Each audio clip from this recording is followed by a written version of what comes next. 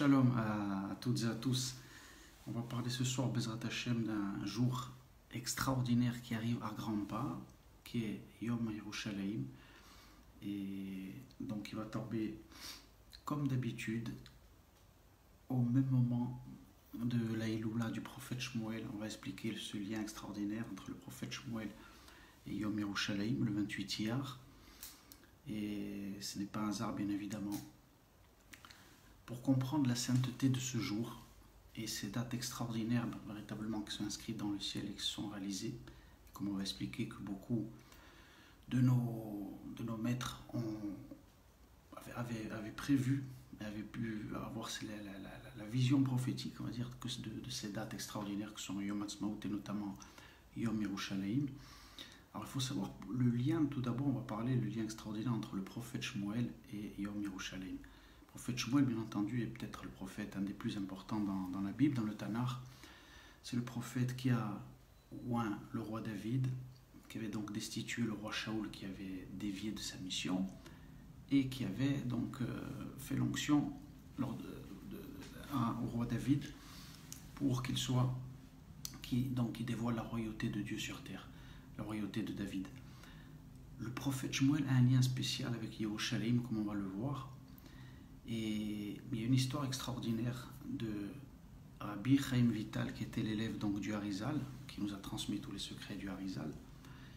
Et il faut savoir que Rabbi Chaim Vital a une vie très difficile avec énormément de souffrances.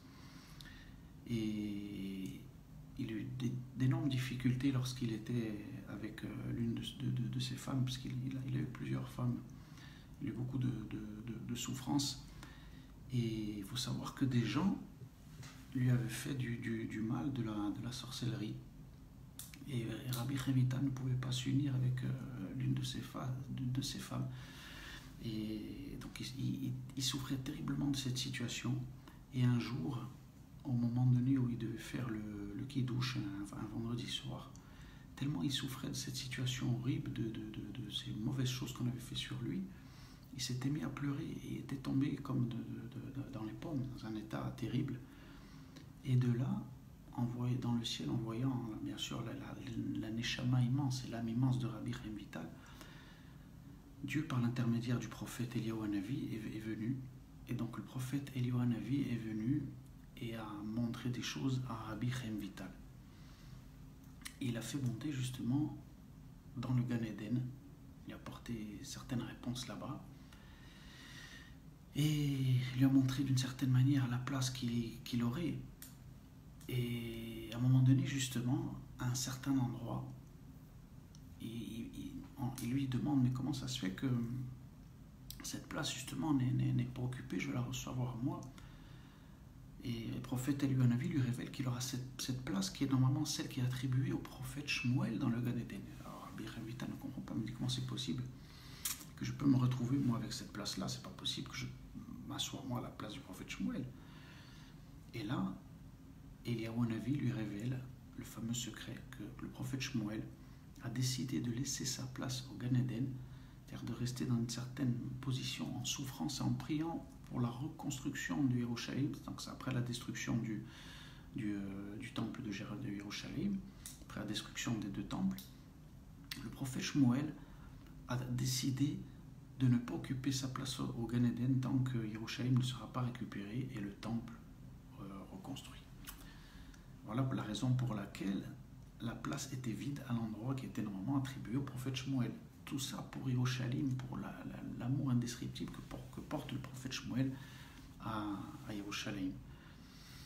De manière providentielle, sa Iloula est d'ailleurs toujours liée à Yom Yerushalayim, le 28 Iyar, de manière extraordinaire, et beaucoup d'ailleurs vont toujours là-bas pèleriner sur sa tombe 2 jours, d'ailleurs le 28 et le 29, ça c'est particulier.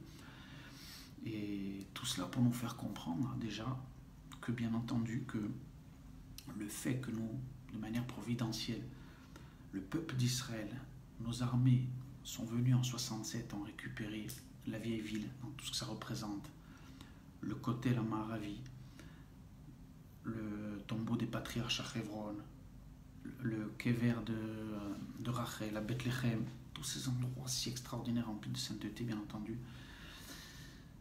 ces soldats est accompagné de la main de Dieu, bien évidemment, et le fait que nous avons récupéré justement à cette date-là prouve bien évidemment que par le fait de se lier en plus avec le prophète Shmuel, que la main de Dieu, bien entendu, a dirigé tout cela de manière extraordinaire. Il faut savoir que la vieille Vilne a une sainteté particulière, et il y a une notion dans la Kabbalah qui s'appelle la Yerushalayim d'en haut et la Yerushalayim d'en bas.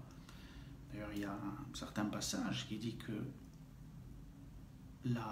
quand Hachem va pouvoir dévoiler la Jérusalem d'en haut, que lorsque la Jérusalem d'en bas sera finalement dévoilée et récupérée.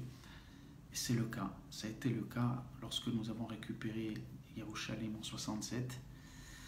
Et automatiquement, lorsque des Juifs vivent à Yerushalayim et surtout dans la vieille ville, eh bien, c'est le reflet dans le monde supérieur en haut. Il y a des forces de sainteté qui se dévoilent dans le ciel. Et si, par malheur, comme c'était le cas avant 67, bien évidemment, si c'est nos ennemis qui occupent ces endroits-là et des non-juifs, ce sont des mauvaises forces aussi qu'il y a dans le ciel. C'est ce que nous ont révélé notamment aussi les kabbalistes, par l'intermédiaire, comme on va le voir, notamment d'un grand Mekoubal qui vivait à Yerushalayim à cette époque, qui s'appelait Rabbi Yitzhak Elfié, et on va voir lui, c'est la vision qu'il a vue extraordinaire. Et il faut savoir que ce grand Mekoubal s'était battu déjà en 48 à l'époque où les Jordaniens occupaient encore le Yerushalayim, et malgré le décret qui avait été fait après la guerre de 48 et les Jordaniens occupaient encore Yerushalayim, lui il était quand même resté. Il était quand même resté là-bas avec quelques juifs, peut-être je ne sais pas combien ils étaient, mais du moins au moins pour avoir un minyan là-bas, pour avoir au moins ne serait-ce que 10 personnes, il savait tellement l'importance que ça pouvait avoir dans le ciel. C'était vraiment quelqu'un d'extraordinaire. Et là on va voir de manière extraordinaire avec comme quoi ces dates sont toutes liées ensemble, celle de Yom Ha'atzmaut et celle de Yom Yerushalayim. Il faut savoir que on l'avait parlé dans un cours précédent pour Yom Ha'atzmaut, mais on va le dire pour ceux qui n'avaient pas entendu parce que c'est vraiment extraordinaire. Ce Mekoubal, il ne savait même pas qu'en fait ce qu'il avait vu lui, dans sa vision, dans sa compréhension, avait été déjà vu auparavant par le Gaon de Vilna et ses élèves. Comment ils avaient fait ce calcul par rapport donc à la délivrance finale et à la venue du Mashiach. Le Ramban, pas le Rambam Maïmonide, mais le Ramban Nachmanide, a dit dans un de ses ouvrages que comment on veut comprendre ce qui va se passer à la fin des temps en étudiant les 6 jours de la création. À partir de ces 6 jours de la création, on va voir comment va se passer le processus dans cette Shemitah jusqu'à l'arrivée du Mashiach.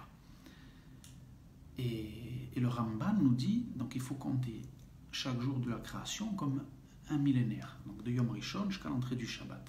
Yom Rishon, Yom Sheni, Yom Shlishi, Yom Revi, Yom Chamishi, et le fameux Yom HaShishi, où il y a ce fameux Yom HaShishi où la lettre He apparaît grammaticalement avant le Shishi qui n'est pas là pour rien. Cette lettre He qui a une valeur numérique 5, on va voir que c'est un code bien évidemment et que ça fait référence à quelque chose.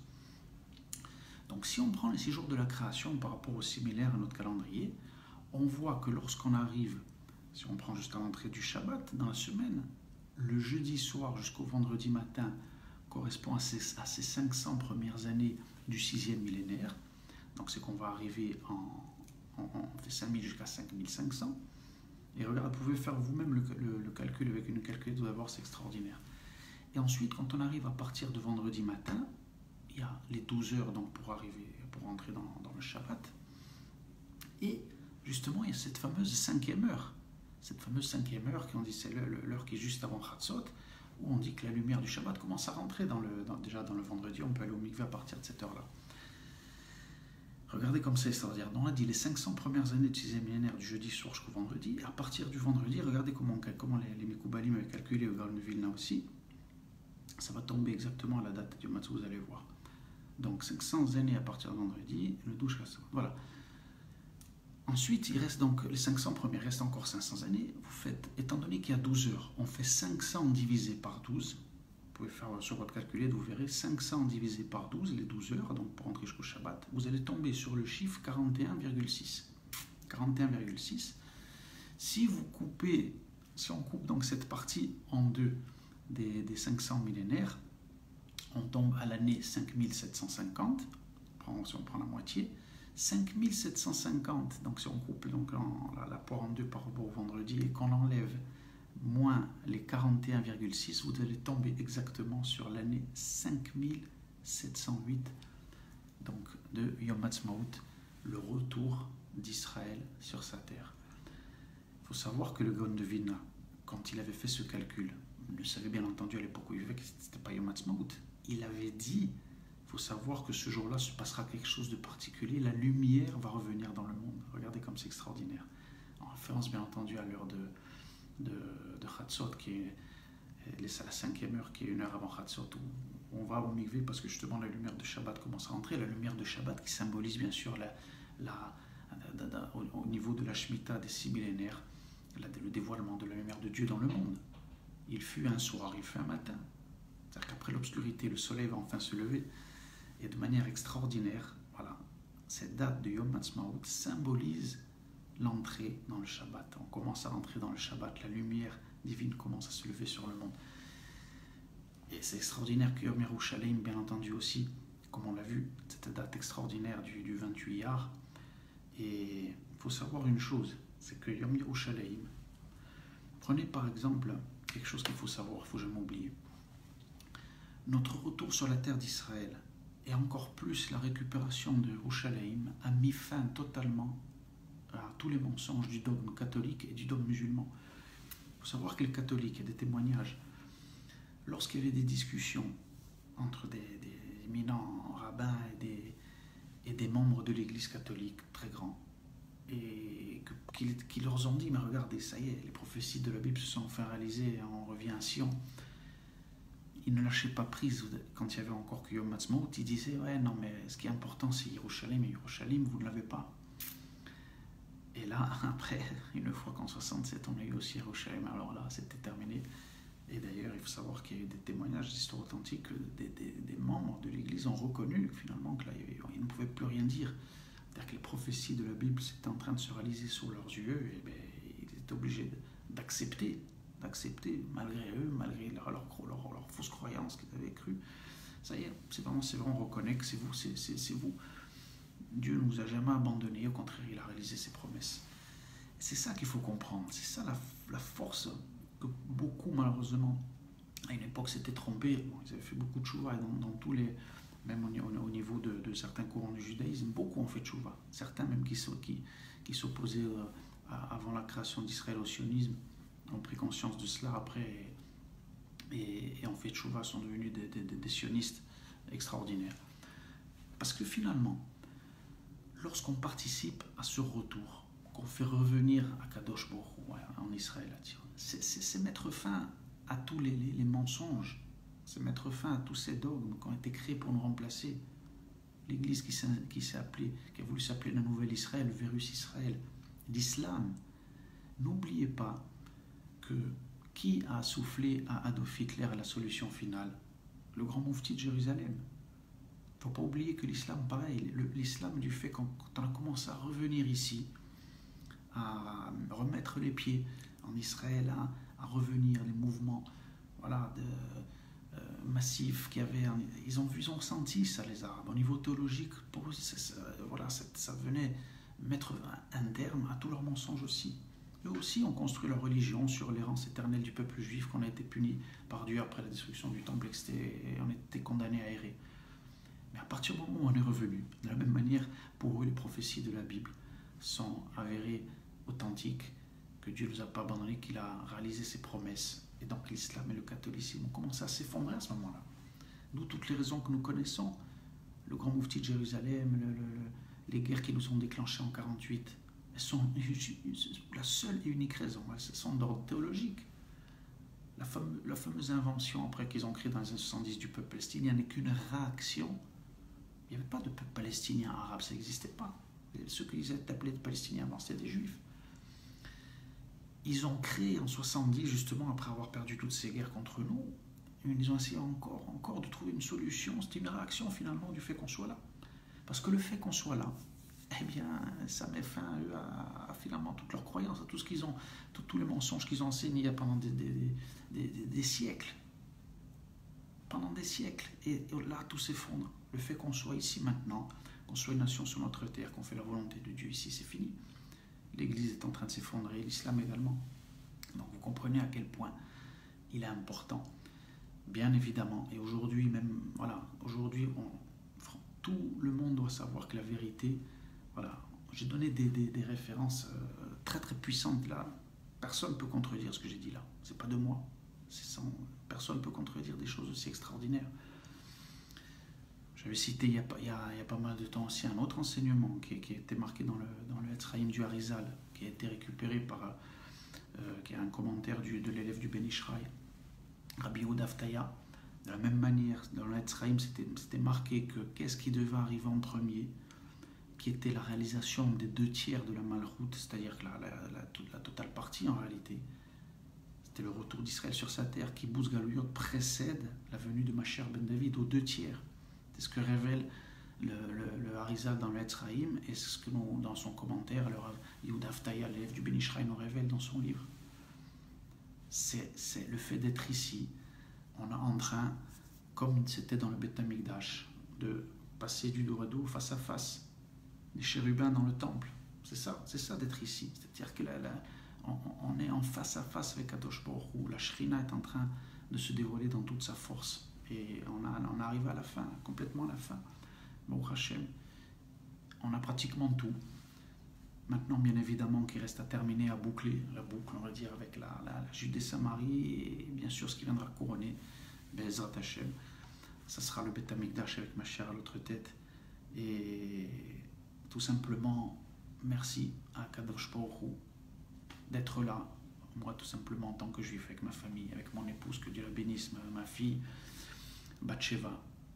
Et Batsheva, justement, la fille des 7, qui est la Malchoute, qui est le dévoilement de la royauté d'Akadosh Baruch Hu sur terre.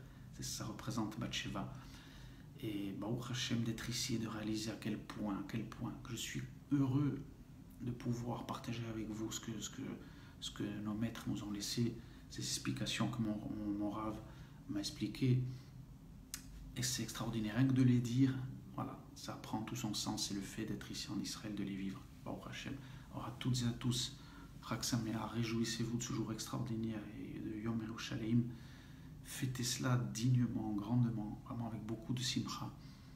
Et Bezrat Hashem, on sera la génération bien sûr qui verra Mashiach à notre tête et le temple reconstruit et tous les mensonges de ce monde s'écrouler les uns après les autres et être complètement détruits. Amen, ve Amen.